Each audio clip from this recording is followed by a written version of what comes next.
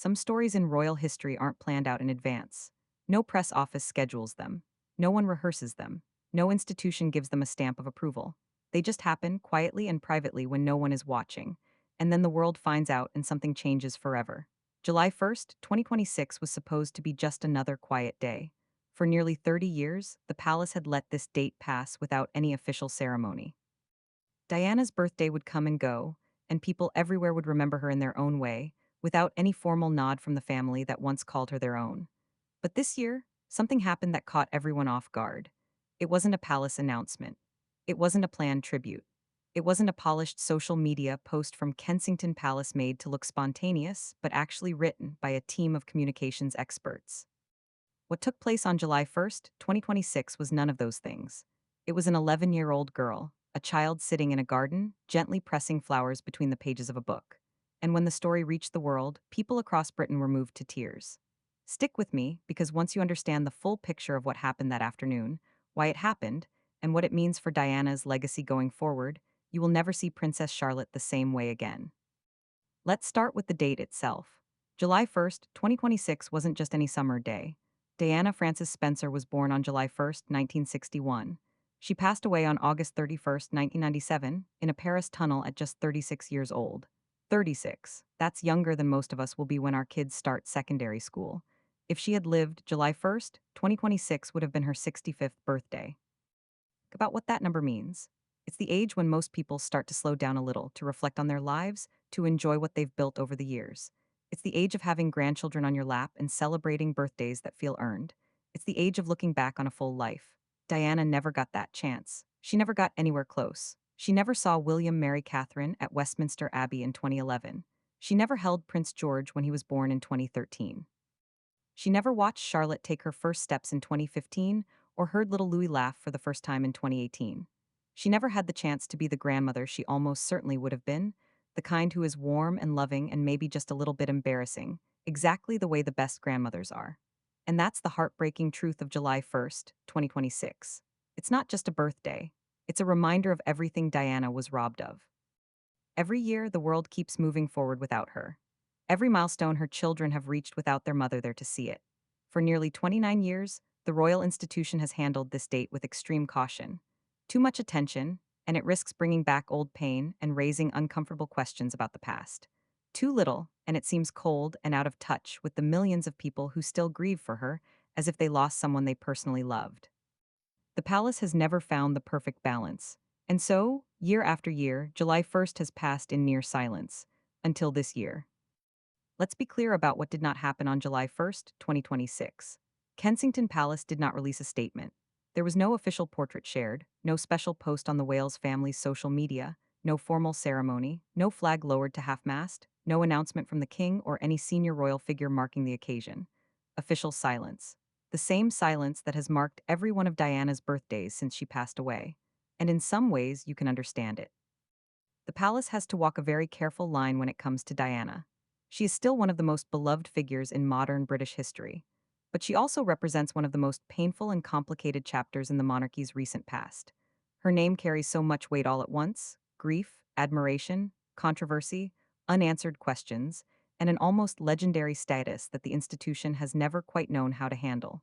So they say nothing officially. But here is what made 2026 different from all the years before.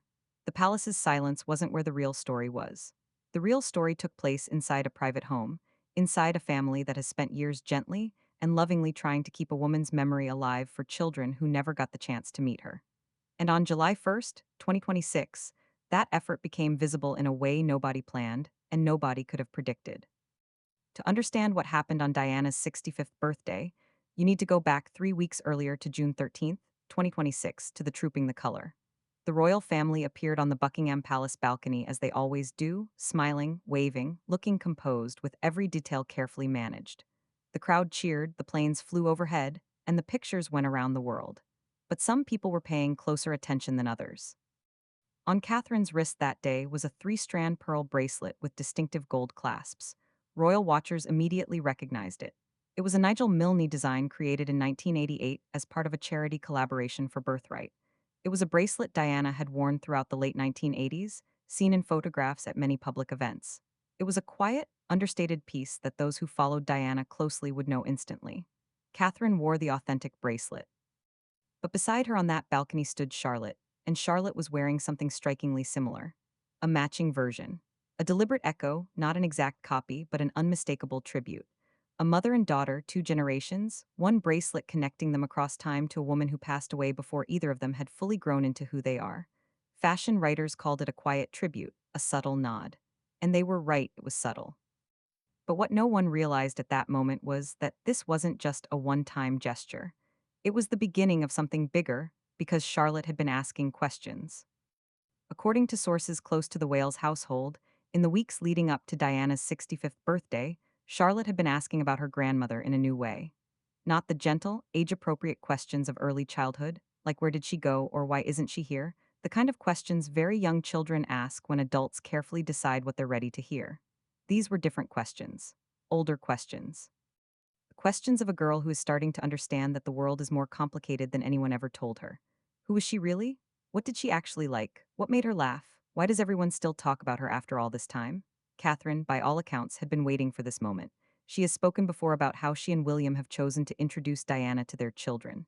Not by pushing it, not by forcing it, not by creating a formal presentation designed to teach a lesson. Instead, they waited. They let the children come to it when they were ready, trusting that when the right moment arrived, they would ask. And Charlotte, at 11, was finally asking. Royal biographer Duncan Larcombe has noted that this age, the transition from childhood to early adolescence, is exactly when it becomes appropriate to share the fuller version of Diana's story. Not the simplified, softened version meant to protect young children from complexity and grief. The real version, the human version. The version that includes the hard times and the pain alongside the warmth and the extraordinary compassion. That shift from protecting a child from a story to finally trusting her with it is not something a palace announces. It happens inside a family, quietly and gradually, long before anyone outside knows it's happening. But on July 1st, 2026, it stopped being invisible. The morning of July 1st began without any ceremony. No cameras, no press, no carefully planned social media post going live at midnight. Just a family in their home, going through the rhythms of an ordinary summer morning. Except it wasn't an ordinary day, and everyone in the house knew it. Charlotte, according to a source familiar with the events of that day, made a request to her mother in the morning. It was a simple one. She asked Catherine to tell her something about Diana that she had never heard before. Not a headline, not a fact from a biography or a documentary, she had already seen plenty of those. Something small, something specific, something true in the way that only personal memory can be true. And Catherine paused. Think about that pause for a moment. Think about what it must be like to be Catherine Wales, standing in your kitchen on the morning of your late mother-in-law's 65th birthday, with your daughter looking at you and asking you to make that woman real. To go beyond the portraits and the documentaries and the books, to find a small, private, ordinary detail that would bring Diana into the room as a person, not just a symbol. Catherine chose a detail that almost no one knew about. Diana, she told Charlotte, used to press flowers between the pages of her books. It was a quiet, private habit, something she did whenever she found a flower she wanted to keep. Not a grand gesture, not a moment meant for public consumption. Just a woman, a book, a flower, and the instinct to hold onto something beautiful. The room went quiet. Now, here is the moment. The moment this whole story has been building toward. And I want you to really sit with it, because it is so simple and so powerful that it might pass by too quickly if you don't let it sink in properly. Charlotte heard that detail about her grandmother pressing flowers, and she asked if she could do it herself that afternoon with flowers from the garden. Not tomorrow, not next week, not at some organized tribute or formal event. Right then, that day, because it was Diana's birthday, and because her grandmother had done it, and because that was enough. According to the source close to the household, what followed is described as one of the most quietly moving scenes the family has experienced in recent years. Charlotte seated in the garden, carefully and deliberately choosing flowers, placing them between the pages of a book, reportedly one of Diana's own, with the seriousness and tenderness of someone who understood exactly what she was doing. Catherine watching, silent with tears in her eyes, and one insider offered a description that has stayed with everyone who heard it. It was the closest anyone in that house had come in years to feeling like Diana was actually there. Not in the grand, overwhelming way of grief anniversaries and public commemorations. Not the weight of August 31st, the anniversary of her death, which carries its own particular sorrow. But present in the way only the living can be present. through the movements of her granddaughter's hands, through a habit passed down not in words, but in imitation, through a girl connecting herself across 3 decades to a woman she will never meet. Ask yourself honestly, when was the last time you heard of a royal tribute that moved you like that? Not a statement, not a ceremony, not a carefully worded post approved by a communications team. A child, a garden, a flower, and the decision to do something because it mattered. Because she wanted to, because she was ready. You can't fully understand the power of this moment without understanding who Princess Charlotte is. Not Charlotte as a royal figure, but Charlotte as a person. She is 11 years old. She was born in May 2015, 18 years after Diana passed away. She has no personal memory of her grandmother, no voice she can recall, no gesture she can imitate from lived experience. Everything she knows about Diana came to her secondhand, through her parents' stories, through photographs, through the careful, loving process of a family trying to pass on someone they lost. And yet, royal commentators have noted for years that Charlotte carries more than just Diana's name, which is, of course, her middle name, Elizabeth Diana.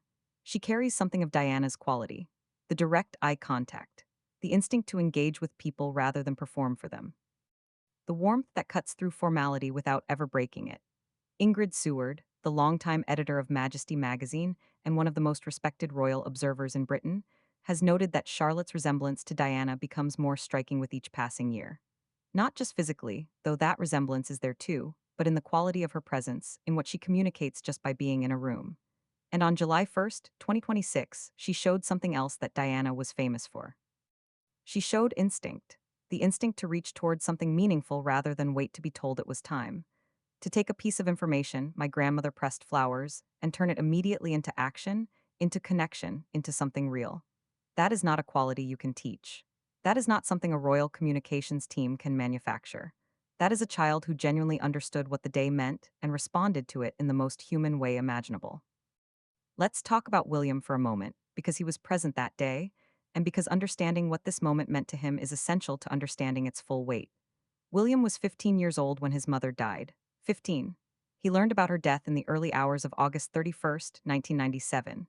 And days later, he walked behind her coffin through the streets of London, in front of billions of people watching on television around the world. He was a teenager. He was heartbroken, and he had to grieve in public in uniform, without a single moment of private collapse, because the world was watching, and the world had decided his grief was something it had a right to witness. That is a weight no child should ever have to carry. And William has carried it for almost 30 years. He has spoken over the years about his attempts to introduce his children to Diana in a way that feels natural rather than formal. He wants them to know her as a person. He has said he wants her name to come up in ordinary conversation, unprompted and unforced, the way any family member's name might come up. Not as a lesson, not as a formal education, but as the presence of someone who belongs to their story. What happened on July 1st, 2026 was the clearest evidence yet that this has worked. Because Charlotte didn't ask because her father sat her down and told her it was time. She asked because she was ready. She acted because something in her responded to a detail her mother shared, and she wanted to honor it in the most direct and genuine way available to her.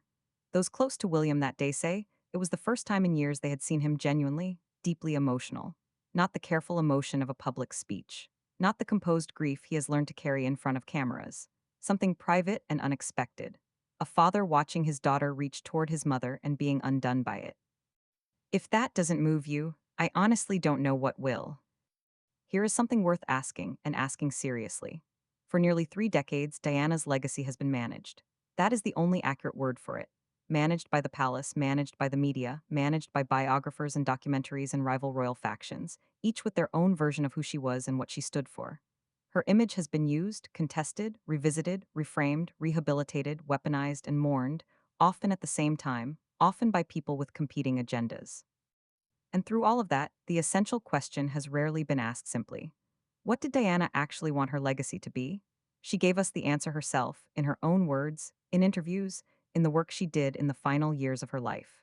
She walked through an active minefield in Angola because she wanted the world to see what landmines actually did to human bodies. Not statistics, not reports, but the reality on the ground, the people living alongside unexploded ordnance in their own fields and streets. She sat beside a man dying of AIDS and held his hand when the whole world was still treating the disease like a punishment rather than an illness.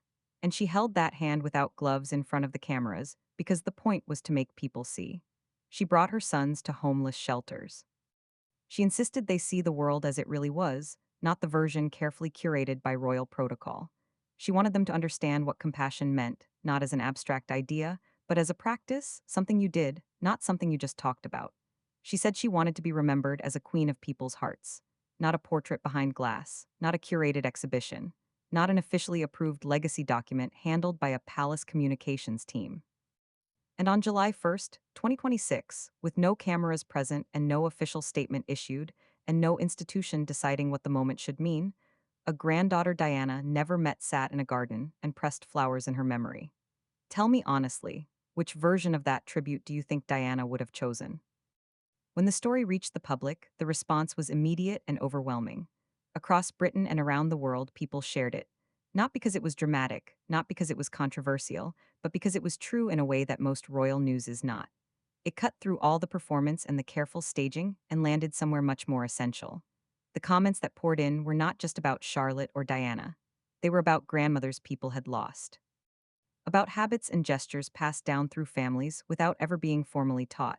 The way a grandmother folded napkins, the particular way she made tea, the small rituals that survived the people who created them, because someone watching had been paying attention and chose to carry them forward.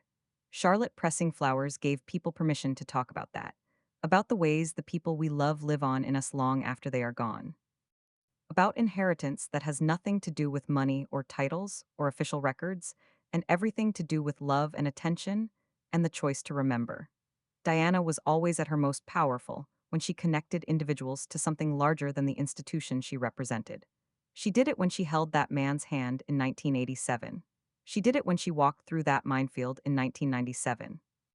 She did it throughout her life in small moments and large ones alike, by being present, by being real, by refusing to let formality come between her and the person standing in front of her. On July 1st, 2026, her 11-year-old granddaughter did the same thing. Different scale, different context, but the same essential quality. And Britain recognized it immediately. This story tells us something important about William and Catherine as parents. Something that rarely gets acknowledged in the public conversation about them, which tends to focus on their public roles and sometimes on the extraordinary health challenges Catherine has faced in recent years. They have been building something quietly for a long time. The decision to introduce Diana to their children gradually, gently, without force, waiting for the children to come to it rather than pushing it, is not an easy parenting choice. Not when the person being introduced is one of the most famous human beings of the 20th century, and your children will eventually hear everything about her from sources completely beyond your control. It would have been easy to overmanage it, to sit the children down at a certain age with a formal explanation, to control the story so tightly that Diana became, in her grandchildren's minds, a story told by adults rather than a person they were allowed to discover. William and Catherine chose differently. They chose to let Diana exist in their home the way any family member exists, in stories, in photographs, in passing references, in small details shared when the moment was right. They chose to trust the process. And that trust was repaid on the afternoon of July 1st, 2026, when an 11-year-old girl made a choice that no adult had orchestrated and no institution had managed. The Wales family has spent years being scrutinized, discussed, sometimes criticized for decisions both large and small. What happened on Diana's 65th birthday is a reminder that much of what really matters in that family, the core of who they are and what they are building, happens in private. Without cameras, without statements, without any of the apparatus of public life that surrounds them at every turn. This was the private version of that family, and it was extraordinary. Let's come back to Charlotte herself, because there's one more thing worth saying about what made this particular moment so significant. Her full name is Charlotte Elizabeth Diana. She carries Diana's name the way you carry something precious. Not in a showy way, not always visibly, but always there. And for most of her life, that name has existed at a certain distance from its origin. She was too young to be told the full story. She was carrying it before she could fully understand what it meant. But on July 1st, 2026, something changed. Charlotte is old enough now to be told the real version. She is old enough to ask the real questions, and she is old enough to choose, of her own free will, to do something with the answers she receives. She was not told to press flowers. She was not guided toward the gesture as a teachable moment. She heard something about her grandmother, a small, private, ordinary habit, and she decided immediately and on her own that she wanted to do it too. that she wanted to connect herself to Diana in a way that was real rather than ceremonial. That is what it looks like when a legacy becomes genuinely alive. Not managed from above, not performed for cameras, but carried by someone young enough to be unself conscious about it and present enough to act on it when the moment arrives. Diana's name has been in the public conversation for nearly 30 years since her death, in competing royal narratives. It has been used as a weapon and as a banner, and as a source of grief and controversy. And on its best days, as a reminder of what genuine compassion in public life can look like. But on July 1st, 2026, Diana's name was in a garden. It was in a child's hands, in the careful way she chose a flower, in the quiet concentration with which she placed it between the pages of a book that had once belonged to her grandmother. That is the truest version of what it means to carry someone's name. Diana never reached 65. That is a fact no tribute can change, no gesture can undo. No amount of time can make it feel anything other than wrong. She never saw the grandchildren who now carry her story forward. She never got to know Charlotte, the girl with her name, her spark, her instinct for connection. She never got to press flowers in the garden of the home her family built after she was gone. But she is there anyway. She is there in the stories Catherine told on a summer morning. She is there in the bracelet Charlotte wore at Trooping the Color.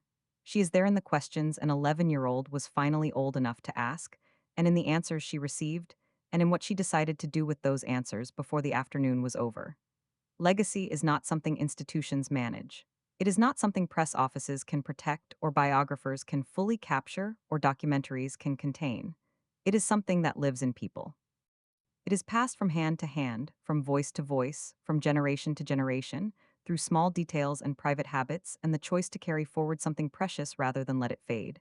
Charlotte made that choice on July 1st, 2026. She is 11 years old. She never met her grandmother. She pressed flowers in her memory on what would have been Diana's 65th birthday. And in doing so, she reminded an entire country and millions of people beyond it that Diana was not a portrait behind glass. She was a woman who pressed flowers between the pages of her books, who walked through minefields and held dying men's hands, and wanted more than anything to be real to the people around her. And as long as Charlotte remembers that, as long as she keeps asking questions and reaching toward the answers and turning what she learns into something genuine, Diana will never truly be gone. The chapter written by history is closed. But the story Charlotte is writing with her grandmother's legacy is only just beginning. And that, perhaps more than anything else that happened on July 1st, 2026, is worth sitting with.